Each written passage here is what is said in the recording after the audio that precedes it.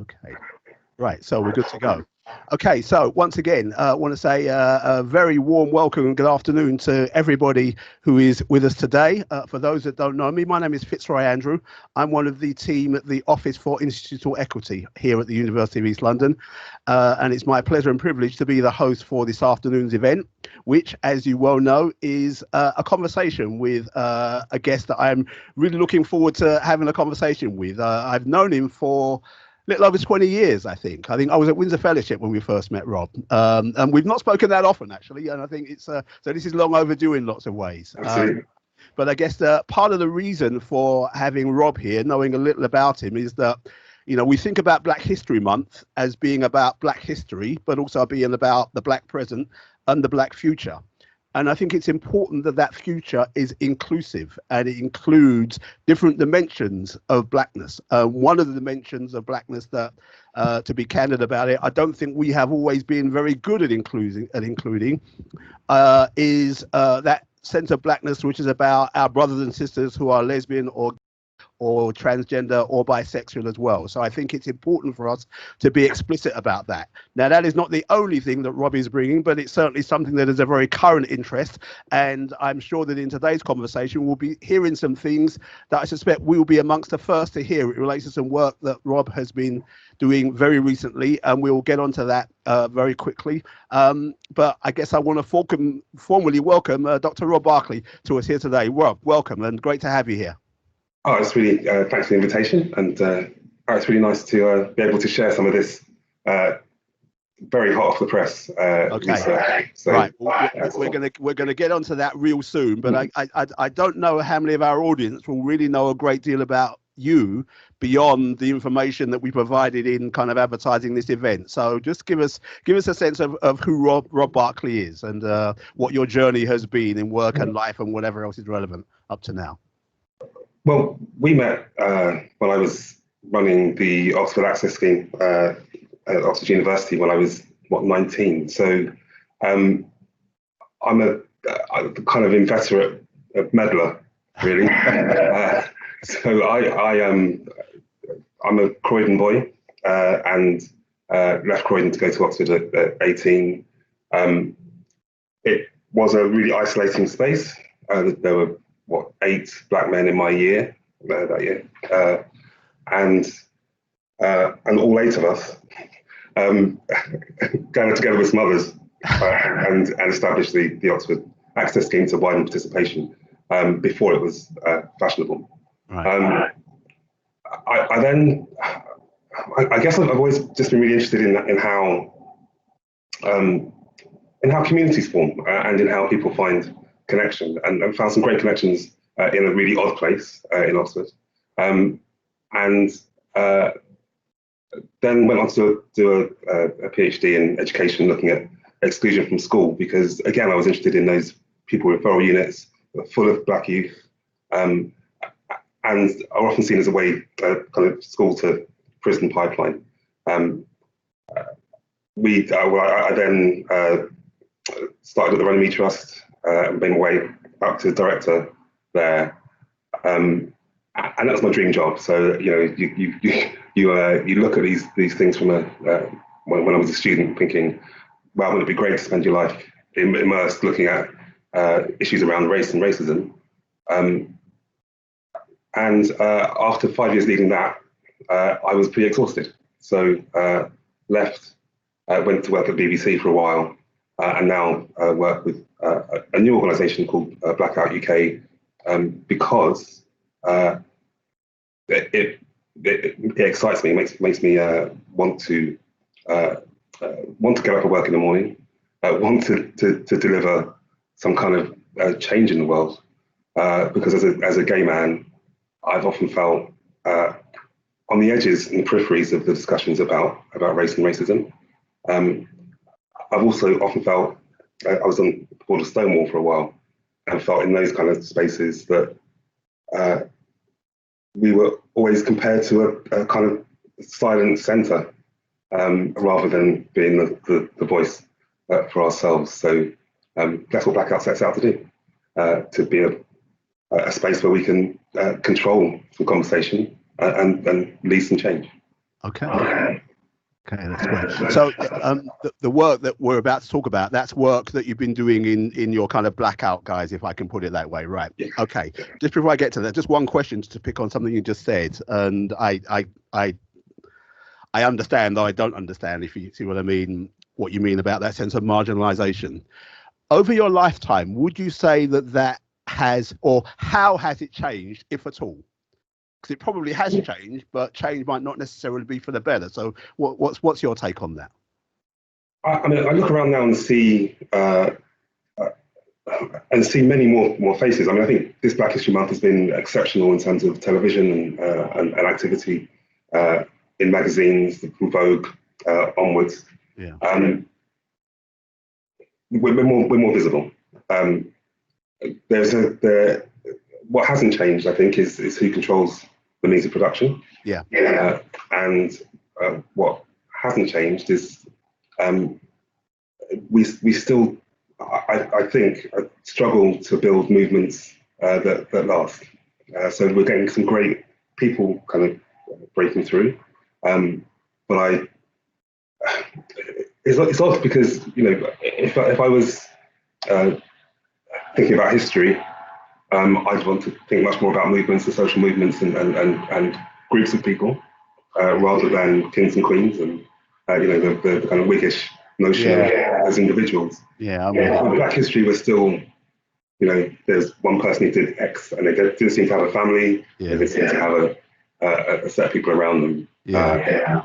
So I think the progress is being made. I still feel as if I'm in a marginal position in relationship to power and the state. Okay. But maybe that's where I'm comfortable with. Yeah, I'm with you. No. What you said about, you know, that if you like, what I call the kind of the heroic model of leadership is still very much in evidence. You know, I've spent a lot of my time organizations, and so leadership has been central to that, and that heroic model is still very prevalent. And I think you're right. A lot of our conversations about Black history are about individuals, and that's right, and that's not to diminish the accomplishments, but as you say, people emerge out of a context, leaders emerge out of peer groups, and it's as important to focus on those peer groups as it is to focus on those individuals. So okay, let's get to that research. So this is literally, I know we've been exchanging messages and it's been taking up a lot of time and probably depriving you of a lot of sleep as well. So yeah, we've got some time. So tell us about it. What's the context, and then what are some of the things that you want to be telling us about what you've been finding? Well, I suppose for all of us, I'm 46 and never thought I'd have another essay crisis. You know, kind of it gets to that point where you're like, yeah, writing should be simpler, but because it matters. Well, I'm 60 in 1 week, and I still have them, but no, maybe not on the scale that you have. So I get it. Fair enough.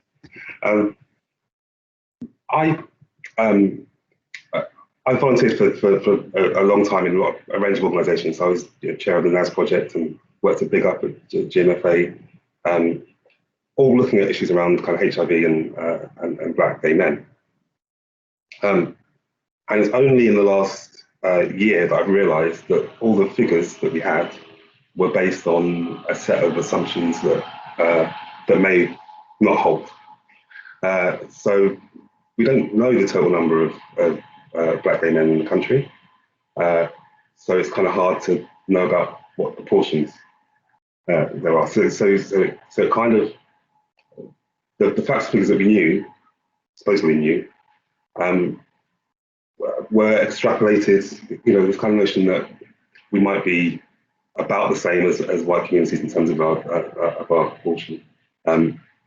Whereas where there's better data in the States, African Americans are more likely to identify as gay and lesbian than the white. Right? Yeah. Okay. No, I didn't know that. So the numbers haven't been great. There were 110,000 people who responded to the government's last big LGBT survey, and 275 of them identified as Black queer men. So that's 275 out of 110,000. Okay. What's the percentage? Well, exactly. Which reminds me of my experience as a student at a university where I was in a really tiny group again. And it's felt for a while as if we need to get a better evidence base than that. But also that we could use that research process as a way of building the kind of connections and networks that Black queer men need, which is an ability to see each other and be seen. We have no infrastructure for a conversation. So see each other across the dance floor in nightclubs. You might see each other on one of those dating apps, but there's no kind of space to say we own. Don't own a bar, I think right across the country. Don't own a community centre. And around kind of issues around HIV have been massively important to this community, and many in the past had really terrible experiences, and we're missing a generation. Yeah. But we need to move on from being seen just as patients, right? And just as subjects as patients. Darnell Moore, who's writing beautifully some stuff in the States now, says, never once did a doctor ask me while administering a HIV test if I experienced love or rejection, connection or estrangement. It didn't matter that Billy was beautiful and kind. For example, so humans feel and subjects report. And I felt like a subject, right, for a long time. Yeah. So we asked people some questions, some normal questions, normal human questions about where they live and going to work and how they feel about their neighborhoods, and the questions that was asked to everybody all the time. Yeah. Whereas Black queer men were asked about who they had sex with, who knew and who didn't know. Like, a really kind of a set of questions that I guess would be interesting if you were Wendy Williams or Oprah, or but not questions that were useful in terms of building a sense of resilience to some of the racism that we face. So we've asked, and we found that there's a real epidemic of loneliness in amongst us. The graphs I've been toiling over show the Black men are not position in terms of kind of loneliness or anxiety or mental health, but Black queer men are at the next stage on. I mean, I think there really is a pattern here of silent crisis, really, because nobody's been able to hear that, and they've not been able to speak to each other to compare notes, right? So there's also a real disconnection from neighbourhood, right? So people don't speak to their neighbours for fear of, if I speak to you, you might find out that I'm gay, and that might open me up to your homophobia. Right. So better I just don't really don't speak at all, and that way we won't have to deal with those difficult questions and difficult conversations. But that means the locality loses out on some talent. Who's taking part in the mutual aid that happened during coronavirus, during the lockdown? Not really Black queer men.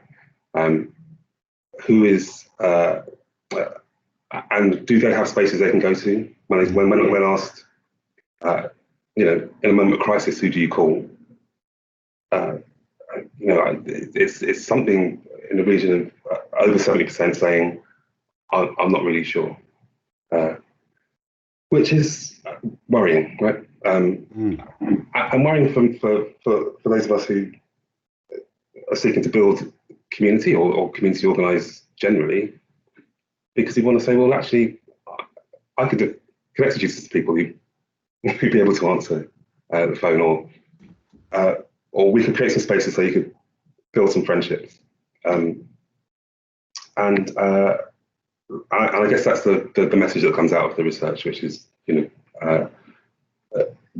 can't all be boiled down to neighbourhood, to postcode, and for some people with good reason. And communities don't all come in one shape. So how do we enable a community within a community to be able to self-actualize, to build that community centre, to create a calendar of just events, so you've got something to look forward to, that you might get some sustenance from. And the one-off brilliant work the UK Black Pride do on that, 10,000 people in the park in Shoreditch, wonderful, but it's one day. And that's 364 long days. Yeah. Until the next one. Yeah. So we're asking the question really about, if Black queer lives matter. As people, we're really welcomed. It's great to see that people were visible and vocal about the diversity within our communities. It's good news. But if our lives matter, do they matter today, and do they matter in terms of the kind of change of action that it might require? It's going to be an interesting process of talking about this to various people, because actually some of this challenges some models of locality and sense of space and what community leadership looks like. Yeah, that's pretty powerful stuff. And a message well said. I suppose there are questions. I mean, I'm hearing about this for the first time, so I'm going to be kind of thinking on the run to some extent. There's a question, first of all, not that this is important, because I frankly don't think it matters how many, but I'm interested in how many you were able to speak to and who they were able to speak to and so on. Yeah, so that was another interesting part of this challenge. Sure. So we focused on London. We got 400 people to start a survey, but the survey wasn't what they expected, right? Because we're asking questions about family, about your workplace, about things which I sense people have worried about exposure or worried about control of their story.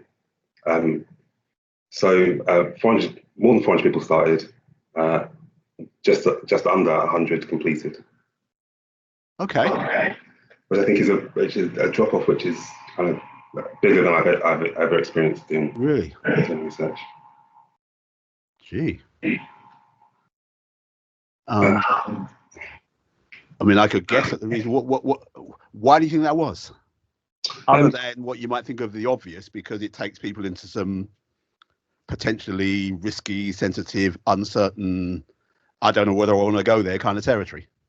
Yeah, and I think it's indicative of a pattern where we was very selective about who you tell. I mean, I think that's a reasonable response to the environment that you're in, right? So you'll have heard this in your role now. People say, "Bring your whole self to work." Yeah. Oh yeah. And I often say, "Well, you couldn't afford it." But also, look, that's easier said and easier for some than others. It may mean a level of exposure of what people want to keep private, but it would be uncomfortable. So so we asked about who you live with, where you live, your postcode, and I think people just felt that's stuff that I want to.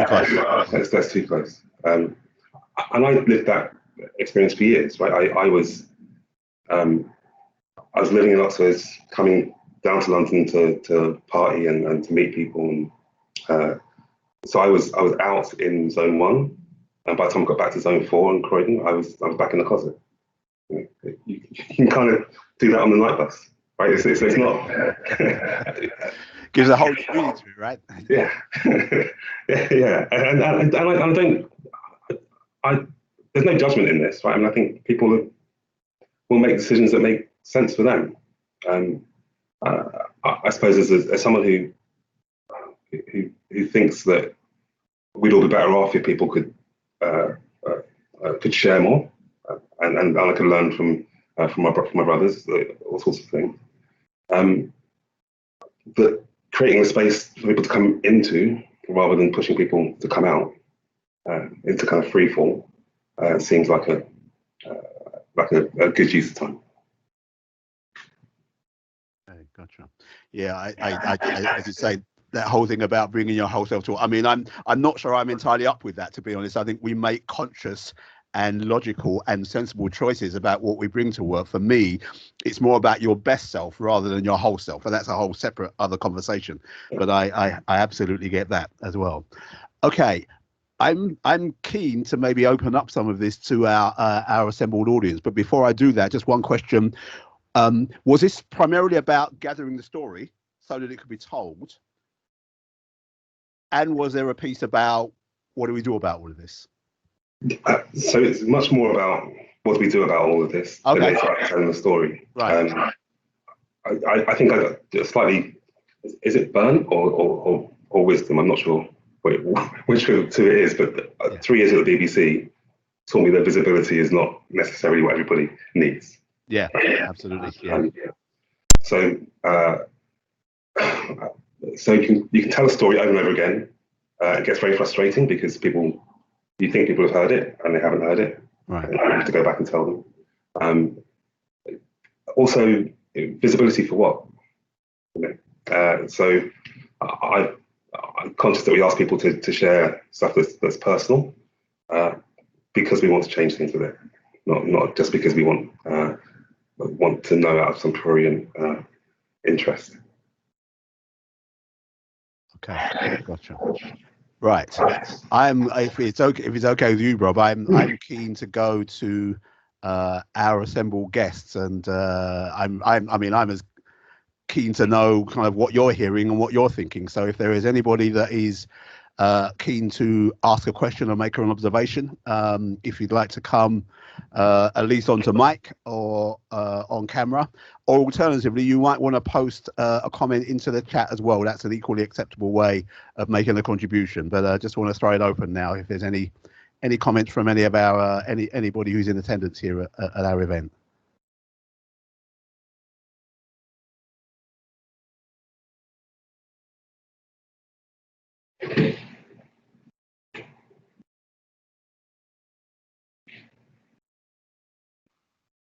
Hi.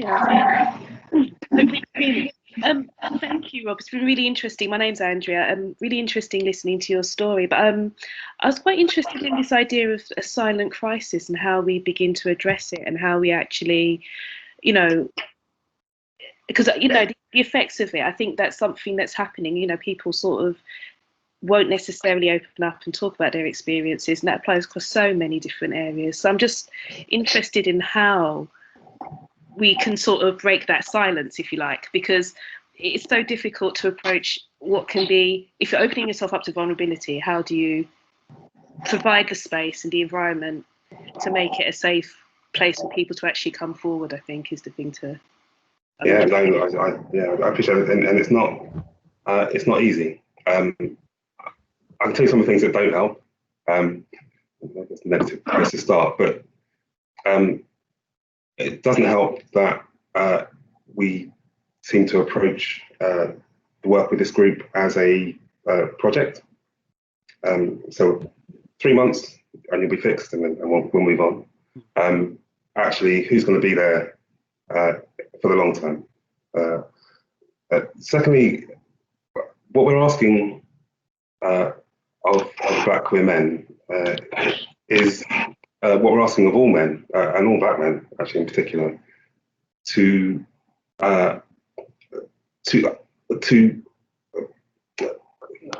not feel that they are stuck within a stereotype that doesn't allow them to be vulnerable, to allow them to explore all the different ways there are of being a Black man, right? And the more Black men are able to do it, the easier it gets for those who are currently further towards the margins. So it's great to see, to hear, for example, earlier this year, David Olusoga talk about his mental health struggles as a result of some of the pressures he felt when he was working at the BBC. Certainly in my inbox, that opens up a whole kind of range of people in media talking about their mental health challenges. We need to normalise that. And I think maybe finally that one we've done this year is think about new technology. We've got a mobile app that does pretty much what Facebook does, plus a little bit more, but it's ours, and it's a safer space, and it's a closed space. And finding those safer spaces and creating those safer spaces, particularly for those groups that are more dispersed, seems to me a sensible thing to do. Thank you. Okay. Anyone else in our audience keen to ask a question? Yeah. Okay, Peter, how are you doing, sir? Hello, good morning. Thank you, Andrew. Is it Andrew? Fitzroy. Fitzroy, sorry. Yeah, sorry, that's a £1 fine that you pay. Trust me, if you knew how regular that happens. Anyway, let's not go there. So no, go ahead. The floor is yours. I picked up on one thing, well, a couple of things. I tried to bring it together about the leadership idea that you both recognise and appreciate is crucial. I'm looking at a period, 2014 up to about now, started the immigration bill, racism, the unfolding Windrush scandal, mental health, Prince's Rethink charity got launched in 2017, the same year that BlackOUT UK launched in February. As an older black queer man myself, I've survived because of my cultural heritage and who I belong to in terms of my Jamaican ancestry, but being British born and raised outside of London. My experience with neighbours has been one where I've had to be really sort of like, I've had to tread really carefully, because there's actually an automatic appreciation of being a black man here that I didn't get. But being a black queer man, finding myself, as I did, washed up a little bit after a spell. I don't think society is as far along the curve as many black queer men are in terms of being able to speak to their neighbours. You can't just let people in. Nobody does that, you know. So that's something. I'm going to leave it there. I'm still thinking about what I'm trying to say. Well, continue, and if there's more that you want to say, then you're more than welcome to do that. But yeah, that because there's, as somebody who identifies as straight, one of the things you become aware of is the whole taken for granted world that you inhabit, and even a conversation like this.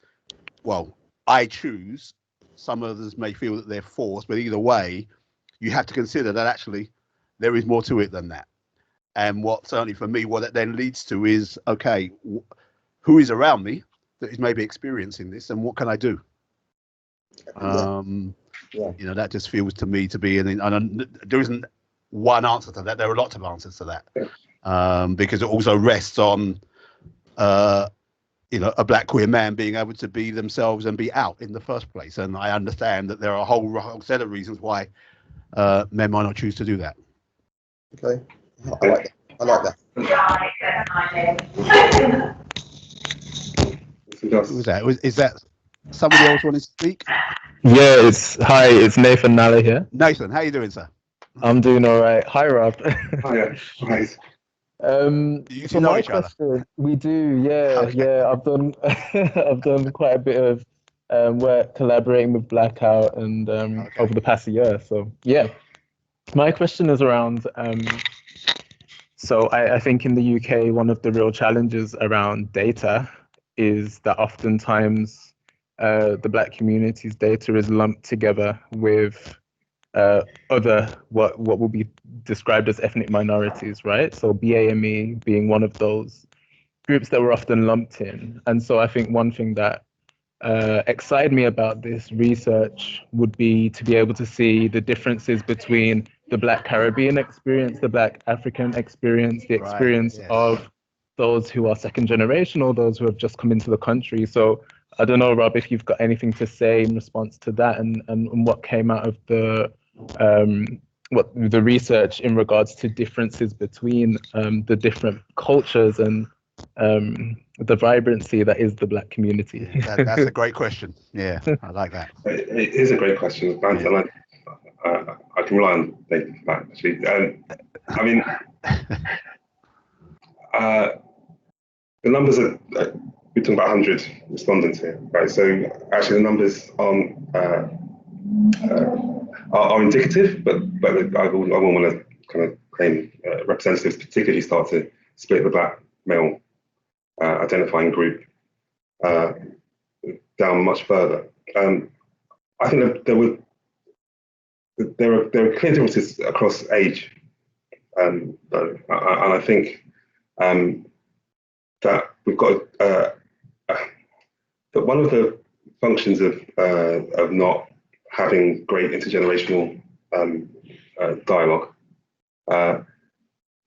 is that for a lot of younger people, they're not bound into some of the prevailing myths and that might have been imposed by an older generation. So a lack of knowledge about the histories actually can be positive. So a lot of young people are finding ways of defining self, being pioneers, I guess, in terms of thinking about their identity. There's a greater propensity to have a non-binary identity, for example. There's amongst our younger groups a greater confidence about their place and their connection to others in their neighbourhoods and localities.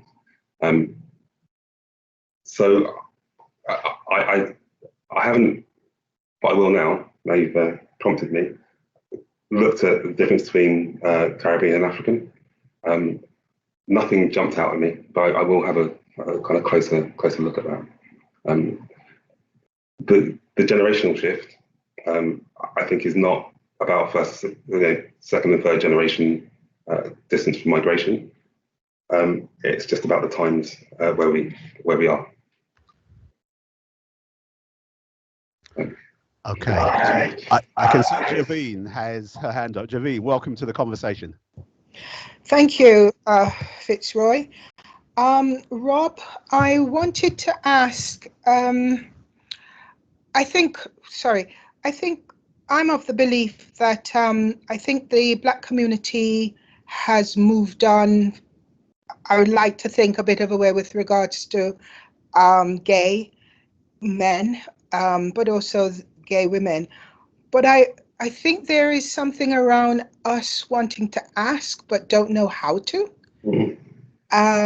It just equally in terms of, like you said earlier, about how you feel, even if, but also to just find out in terms of the differences and I don't mean, getting into any deep personal, but, even what, what you'd call the top surface sort of communication that we'll have with each other. So I just wanted to know, how would you suggest, or what do you suggest in terms of, taking that step? How do you go about it, please? Well, firstly, thanks, Jane. The acknowledgement that there are silences is one of the first ways of challenging them. So it's been interesting, this journey. So I think when we started working on BlackOUT in 2016, 2017, I would say some Black-led organisations, mischievously, because that's what I'm like. Yeah. So what about your Black gay clients or users? And they look at me and say, well, we don't have any, or we've never asked. And that kind of enforced invisibility, that kind of suggestion that you can, for example, work with young people across 3 or 4 boroughs, and none of them are identify as gay or bisexual or trans,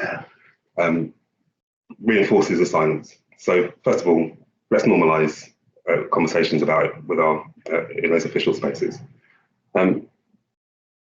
Secondly, that there isn't an organisation, that there isn't a space where people can build their confidence and self-esteem and compare notes, so that they can go back into other spaces and have those conversations, is I think a failure of our system, of our systems which have marginalised discussions about race, and then marginalised groups within ethnic group. If you think about the race equality councils, the whole infrastructure that used to operate, we've given that up. Who? G4S, Serco? I kind of with people who were bundling us off to fly back to the Caribbean on those secret Windrush flights. I think there's a real need for a reckoning around civil society, and what that might mean to us. So, I'm really keen, for example, to have a space for arts and connection and enterprise that's led by Black queer people, not to exclude others, but because it automatically puts their lives higher up the agenda. So you'll get a conversation in there as soon as we can persuade Sadiq Khan to give us some money for a centre, right? Or the GLA doesn't have that.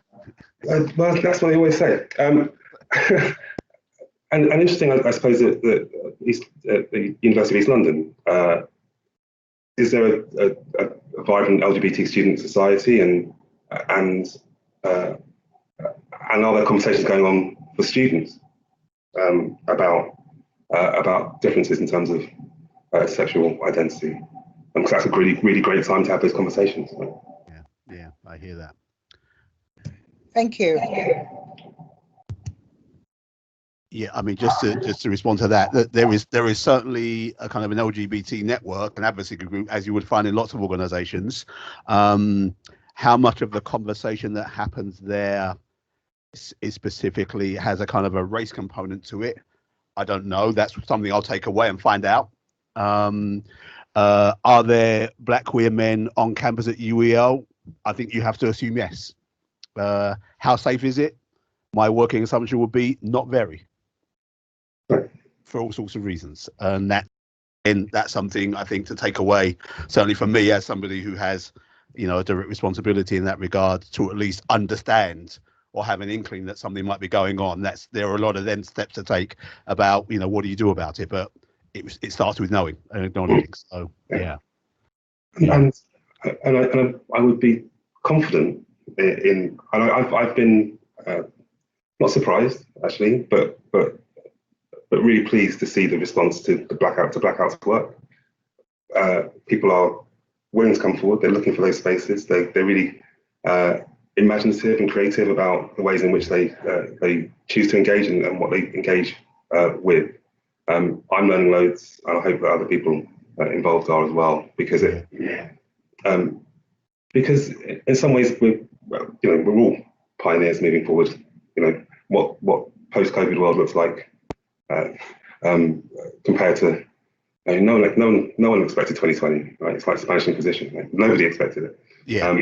And the future doesn't have to be the same as the past. And I think there's a real hope that we can do some different things. Yeah. Actually, you touched on something I wanted to ask, and this is from my much more limited experience of research. Research changes the researcher.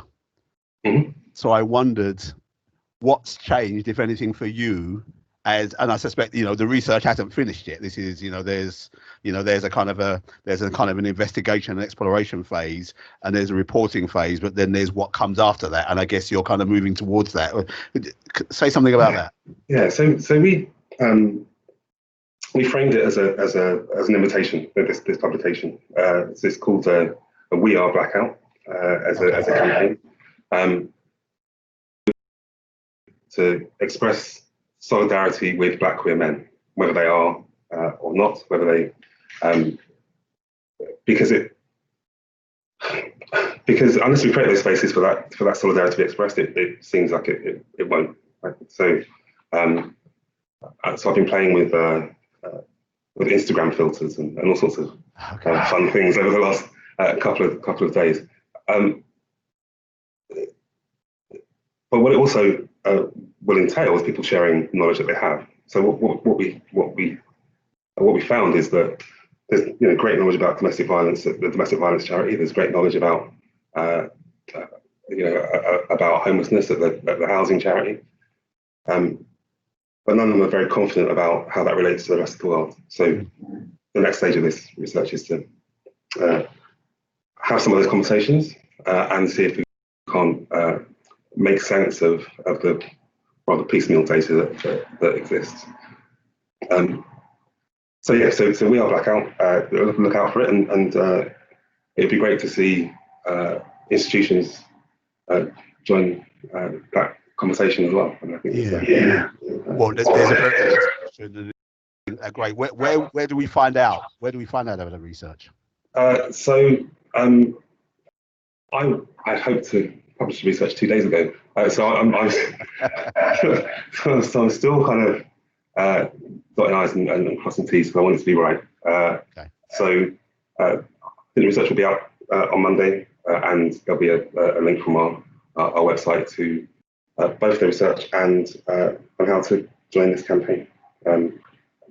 Having lots of conversations over the next month, and if people want to host conversations, there are a group of us who will be very willing to.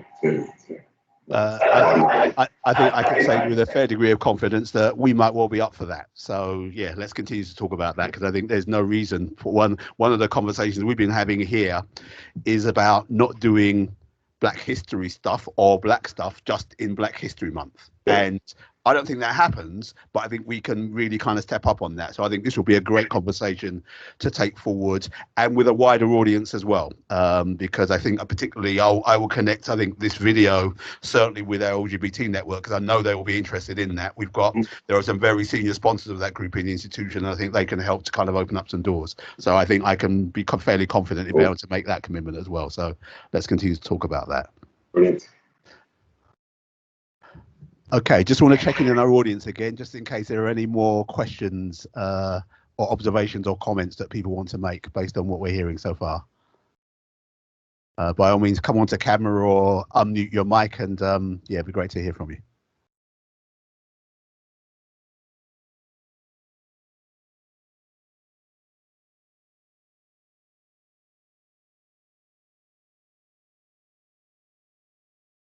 So while people are thinking, one of the things we've got coming up as well is the Fringe Queer Film Festival we've worked with the last 3 or 4 years, and we're showing a film by E. Patrick Johnson about the South in America, the southern states of America, and the particular stories of gay identified men there. And what's fascinating about the documentary that he's created is that kind of the way in which we've had to fill in gaps in our own stories because of the silences. The way in which really people who are pillars of our communities have had to keep a bit of themselves hidden. And I'm really keen to think about ways in which we can do that, do work here that allows people to tell and own their stories rather than tell them so they can be used as a plot twist in EastEnders. Yeah. So yes. That doesn't happen. So we for example, it's Black History Month, so I really conscious about talking about Britain in that story, because there was clear some amazing stories from overseas in America, but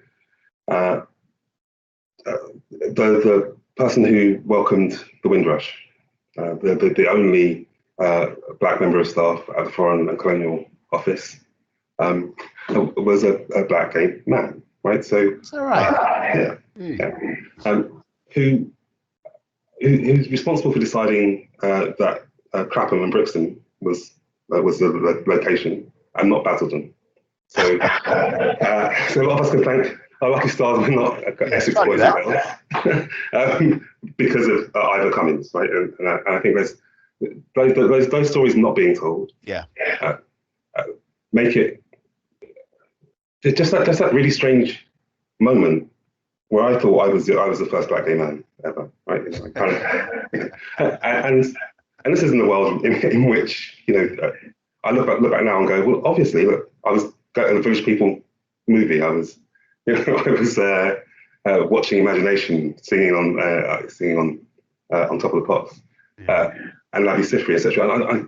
But you don't make those connections until someone can vocalize them. So so out there, people have spaces in which people are telling stories interestingly, or can help us find ways to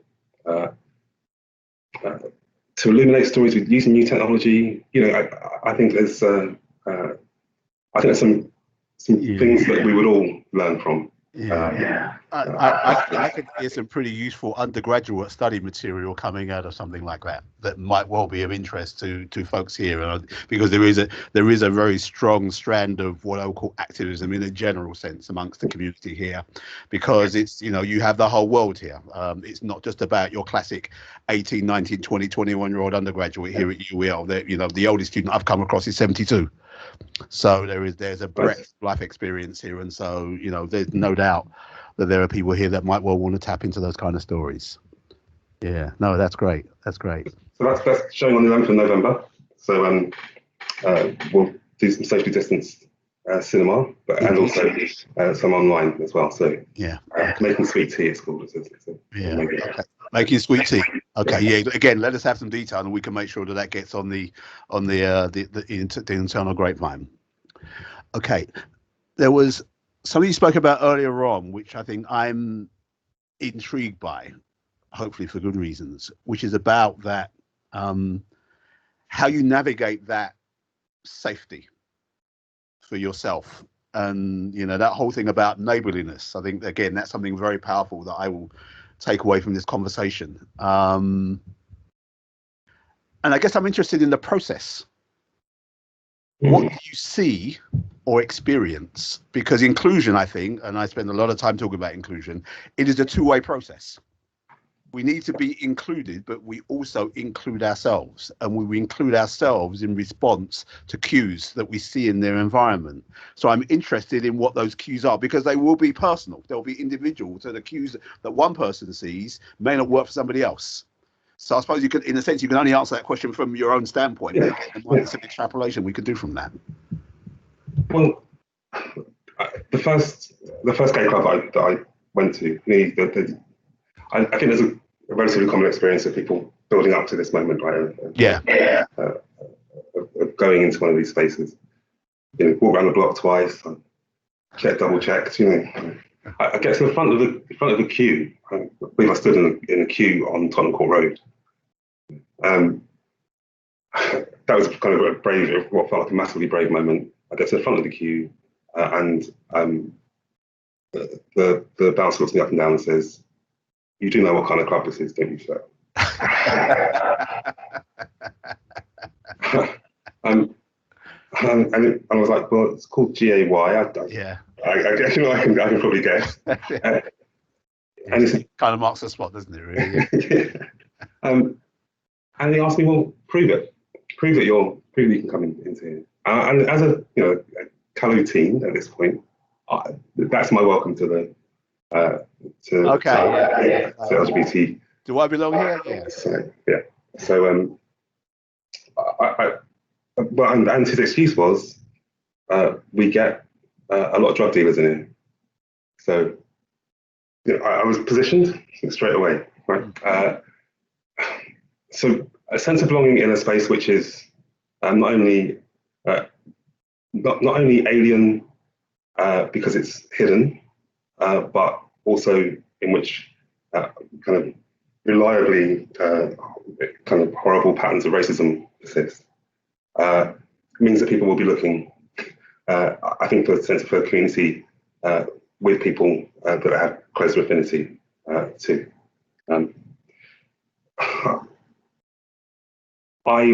It wasn't until I had run the gauntlet of those kind of mainstream clubs for a while until I found the kind of underground. It's called the Velvet Underground at the time, where kind of Chris McCoy, another kind of legendary DJ, played, and described the music as kind of more shabba than ABBA. And there's a real sense of kind of homecoming in those in those spaces. Yeah. And I think the more we can do to create spaces which are authentic, which don't kind of play to a kind of fake masculinity or a fake butchness, but also don't play to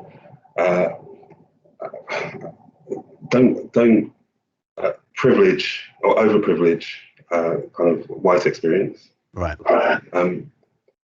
The sooner people will feel that from a basis they've got a springboard to get more themselves in other places.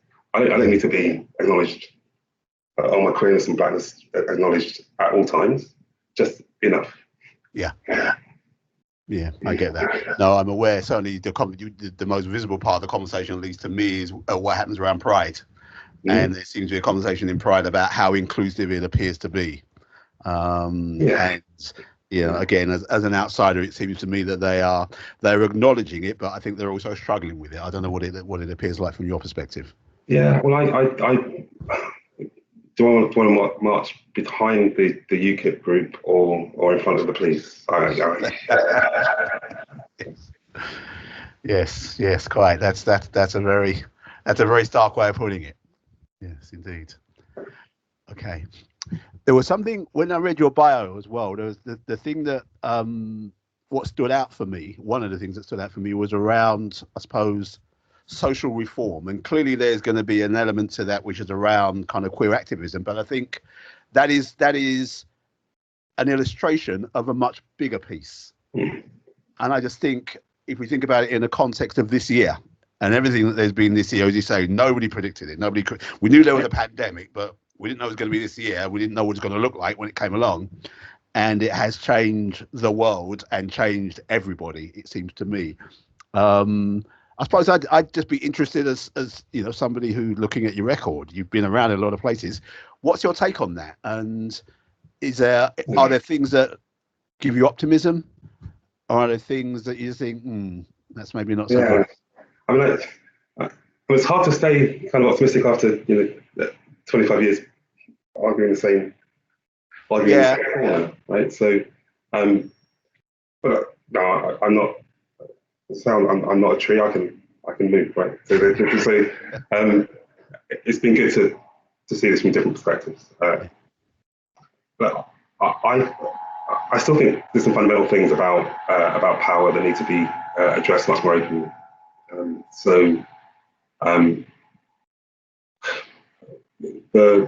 Interestingly, in the last kind of 10 days of pushback from a certain sector of the media and academia, which has talked about white working class boys not having privilege, has been disappointing, right?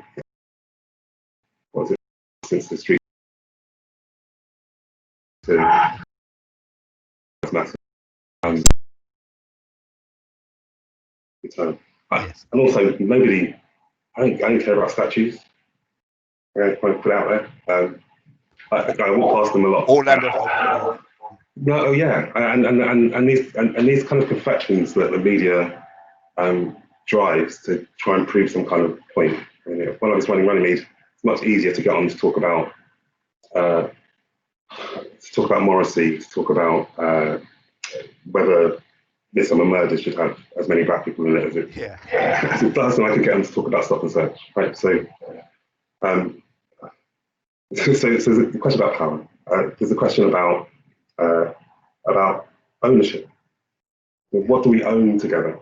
And not from a, I don't know, it's interesting because it's one of those weeks where there's been a lot of anniversaries. So Maurice Bishop's assassination in Grenada. Okay. As a proud Canadian heritage, that notion of kind of socialism in one island is still it's still pretty live because it really shapes the way that island even works now, and the 0 deaths from coronavirus in Grenada so far. Really? Yeah. So a different kind of society and a different kind of model.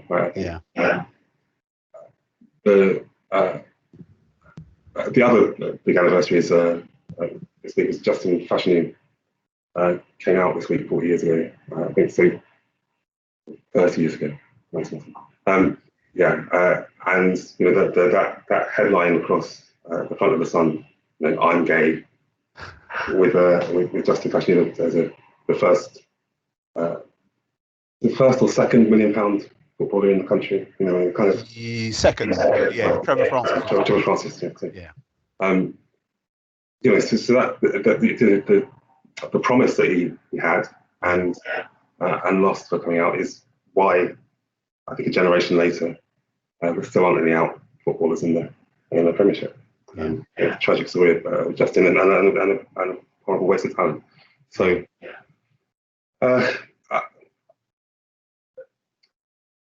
That our lives are complex isn't a surprise. That policy is clunky and slow and uses shorthand. It's also not a surprise. The whole discussion, for example, about BAME and BME and these aggregates says much more about how much power we've given up to Office of National Statistics, who are just trying to hustle to get something together in terms of a census that makes sense. Than it does about what BAME means, right? And I think there are some solidarities that are missing to make that make more sense. But more than categories, right? And I'd hate to see the essentialists ride back in and say blacker than now, and try and put us back into some kind of hierarchy. Hope, I think that the rampant individualism that's driven us to here, and the inequalities and the health inequalities that can't persist much longer. I think we're looking at state intervention being seen as much more popular. I think some of the Corbyn era ideas are likely to maintain in a different package. Absolutely. And I've been I haven't connected more with my neighbourhood in this period, but I have connected much more with the diaspora of Black queer people. Okay. Pride Afrique, Global Gay Men Connect. We've had some amazing diasporan discussions over the last 3 or 4 months that we probably wouldn't have made time for aside from the virus. Yeah. No, that's pretty true. Yeah, power. I like that kind of power and ownership piece in particular, because I think that as much as a space has opened up, but what it's revealed is actually there's a real vacuum there, and there's a lot of work to do. There's a lot of work to do. And it makes you really vulnerable to not Yes. have keys to the door, right? Yeah. Yeah. And then when you have people coming out saying that it's illegal to talk about white supremacy in schools, effectively. Yeah. Well, I wonder how much difference it will make to the conversations that are happening. But it's reminiscent of Section 28, right? It's reminiscent of that intervention, 30, 40 years ago, that says you can't promote gay lifestyles. Yes, pretended family relationship, I think, doesn't it? Yes, I mean. Yes, indeed. Peter, you have your hand up. Peter Fleming. I don't know whether there's more one Peter in the. Yes, hi there. Yes, again, Peter. Rob. Hi there. Go ahead. I'm Fitzroy. Just picking up on the Justin Fashanu aspect, and yeah, the Office of National Statistics kind of thing caught me as well for some reason, and how that, it sort of truncates our existence, for want of a better expression, in the whole space, in the whole discourse of the franchise that we vote for as a minority. I guess there's something about a question of how and what we give up. Racism, Justin Fashanu, there was that Black Sheep article in Guardian about black boys who grew up with racists, pretty much the way some of us did if we grew up in Norfolk, like Justin Fashanu did. What do we give up? There's a risk in learning the language to actually gain access to the platform. There's this classic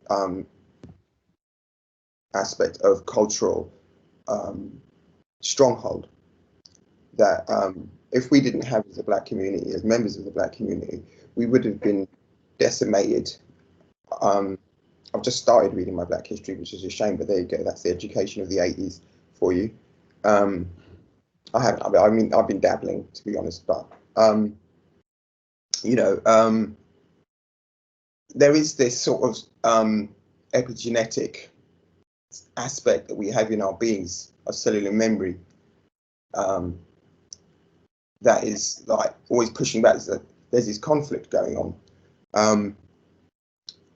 As a minority within a minority, I guess I'm asking, what would we expect future leaders to start considering around might give up, and how to give that up?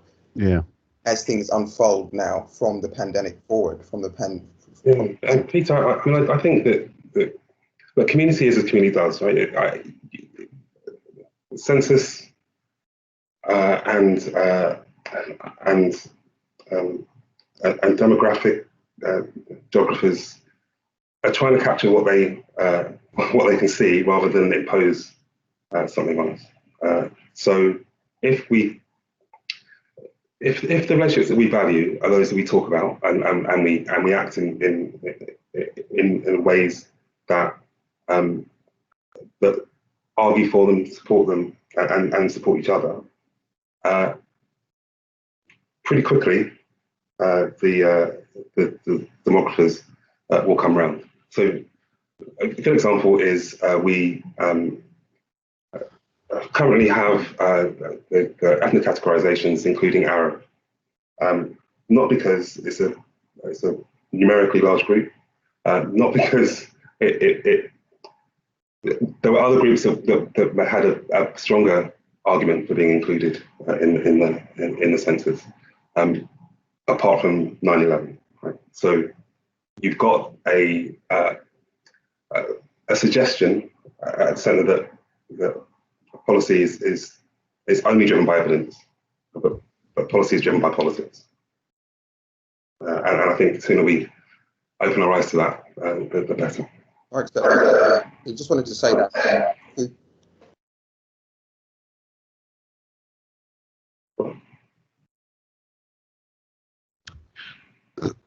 Sorry, Peter. I don't know whether you finished it.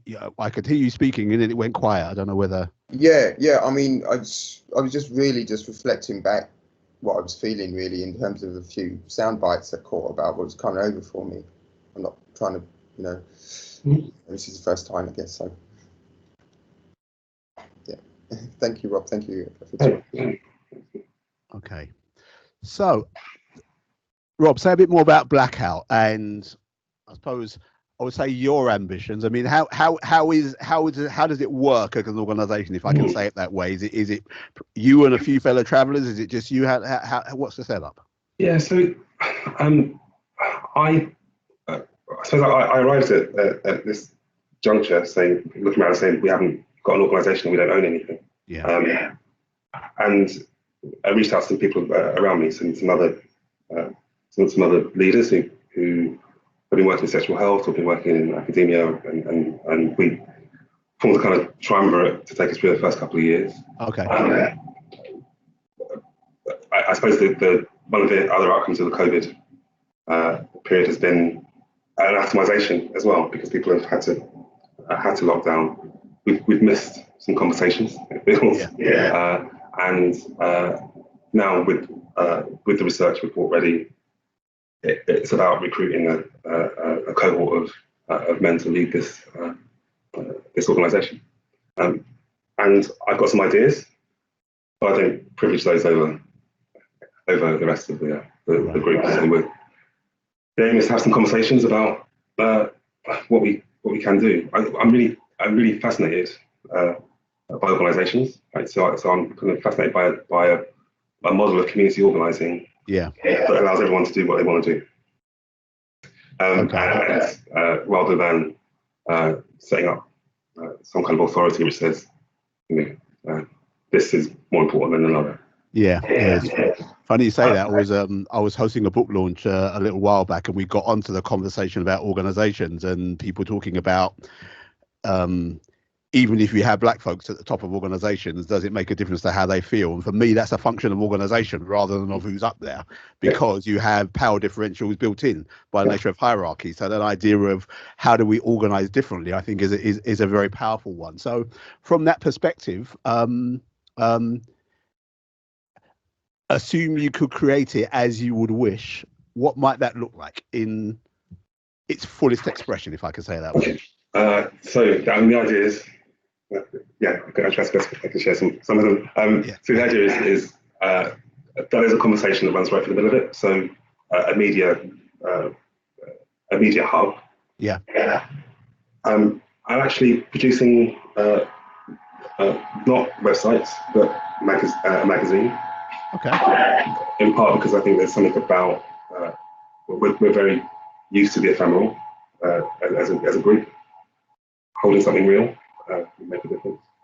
A calendar of significant events. So we hosted the lecture around Berto Pasuka, who's the first black dance company in Europe, and was a gay man born in Jamaica, living in London. Just so that people feel like there's this kind of scaffold to get through. And a focus on enterprise, because that level of independence, I think we found that people are much more vocal, visible when they know the mortgage is being paid, and then they've got somewhere safe to live, and then they're not beholden to. And the charity model, and I speak as a trustee, is increasingly broken, and I don't think lends itself necessarily to the sort of social change that we're talking about. There are as many constraints built in as there are notional advantages around the kind of tax relief and access to grant funding and all the rest of it. And you will well know how much of a lottery that, if you pardon the expression, the whole grant funding round is. And yes, I mean, what I'm hearing is also a distributed form of organisation, and there was the potential for Black Lives Matter, the organisation in quotes, to be that. I mean, I kind of wonder what's happened to that, at least on this side of the side of the pond. Watch the space. I think they'll be out within the next 2 weeks.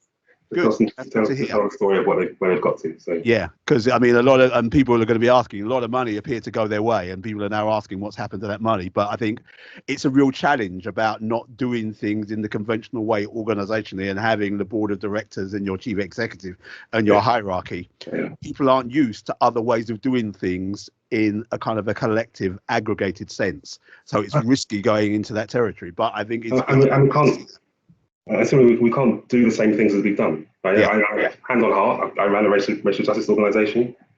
We did some great stuff. Yeah. Did racism disappear? No. So, you know, so I think there's a what the money that was donated to them gives them is an opportunity to dream big. Yeah. Yes, and to get beyond the headlines of defund the police and being anti-capitalist, as desirable as they'll be, they'll play into a mainstream narrative that people will just seek to undermine. So, yeah. Though, you know, defund the police is a smarter line than actually I think we give it credit for. I mean, every time I hear the police talking about you know, squeeze on their budget, etc. I can point to the 15,000 hours wasted stopping and searching black boys. Yeah, I hear that. So there's a saving story right away there. You know, so yeah.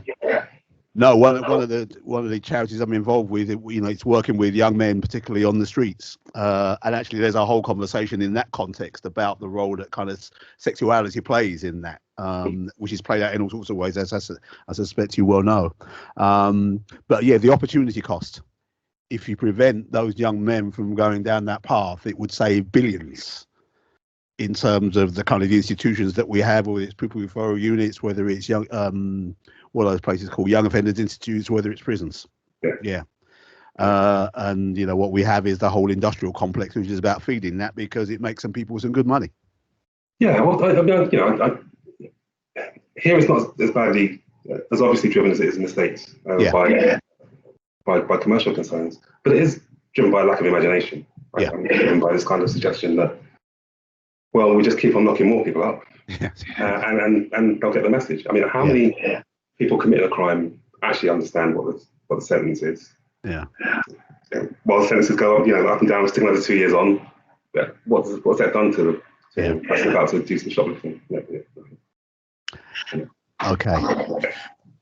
We have about 10 minutes left of our allotted time. So again, I'm just going to go back to our audience to see whether or not any fresh questions are emerging based on some of the territory we've covered.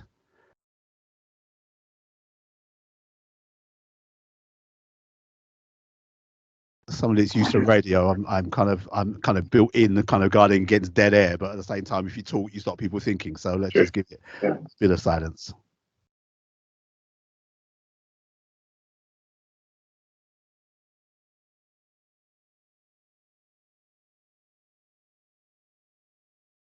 Okay. I'm not seeing any hands up, so my inclination is to maybe just, well, draw things to a close, at least as far as this time that we have here. The conversations clearly will go on. I guess if they're, what would be some of the thoughts, ideas that you'd want people to take away from this conversation, in addition to what they've already taken away? Well, it's the firstly that we exist, right? And I guess that when we claim that Black Lives Matter and all Black Lives Matter, that we have to take action to make that real.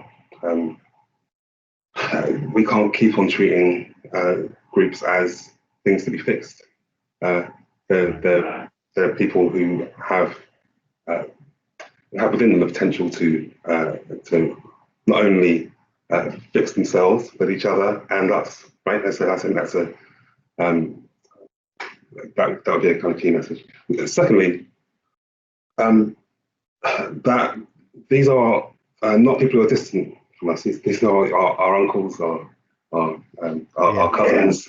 The one who never got married, but we talk about him. The childless couple that are roommates at 45. You know, I think there's these silences that are just silly now, right? So we need to a small dose of truth, right? Wouldn't hurt us all.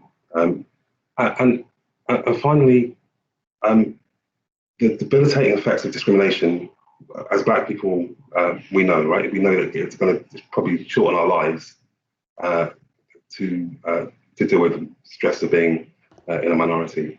Yeah. For queer people, that is also true. For Black queer people, it's true in a different way, right? In a way which means you may find less solace from those pressures, and it's turning up. So one thing that I would love people to understand and address is it's no good when we turn up to seek support for mental health for somebody to pray for us. And it still happens. It still happens way too much, right? So, you know, we're not just victims, right? We're fellow citizens, and I feel all of that. No, I get that very powerfully. Okay, Rob, it's been brilliant. It's been way too long since we've had a conversation, but I think now we've opened up the door. I mean, do keep in touch, because I'm pretty sure I can create a space for you to come back, bring some people with you, because I think there's always strength in numbers. Yeah, and I think we can really engineer a much more extended conversation, which will add to our existing narrative that you have within this institution. But just remains to me to say that really thanks very much for your time. Look forward to the research. Can I? What I'd like to do, if you give me the web address for BlackOUT, I'll type that into the chat so that people want to pay a visit and find ways of supporting. Yeah, so it's BLK OUT UK.com. And it will have the HTTP. Yeah, there's little W's and things. Yeah. BlackOutUK.com. Hopefully that will work. Right, I've just stuck that in the chat. I don't think it's worked as a link, so I'll correct that. I'll put that in afterwards anyway, so we've got that. But yeah, so Rob, you know, been brilliant talking, you know, lots of stuff to kind of take away. Certainly I will. Hopefully it's been valuable for you as well. Been great to connect again. Thanks also to our audience for being part of the conversation. I can see a comment from Andrea. Plenty of food for thought from the conversation. I suspect that will be true for all of us in different ways. And I think sometimes the value of these is not so much what happens whilst we're together, but it's what we take away and then start to think about and realize and then start to notice, because it all does start with noticing in many ways. And I've got an extra section to write in response to Nala's question about difference between African and Caribbean. I can have a look at those. Yeah, no, that was a brilliant question, because we all know that is around, and that needs to be given some voice and some space as well, I'm sure, but in a way which is about a genuine spirit of inquiry rather than trying to blame, even though there might be challenge in it for people as well. Yeah, if I can say it. Excellent. Rob, again, thanks a lot. Thanks to everybody. If you've not had some lunch, go and get some. That's what I'm going to do. I'm digging the purple as well, Rob. I've got to say that. Yeah, I'm not a necklace person, but yeah, I'm digging that kind of outfit. So that's all good. Thanks very much. Don't forget, we have another session talking about Black men tomorrow lunchtime. So if you haven't signed up for that, be around for that. Looking forward to having Jake Ferguson and Vivar Moon with us here 12:30 tomorrow afternoon. So join us again for that. But thanks for your company, and stay safe and be well. Thank you.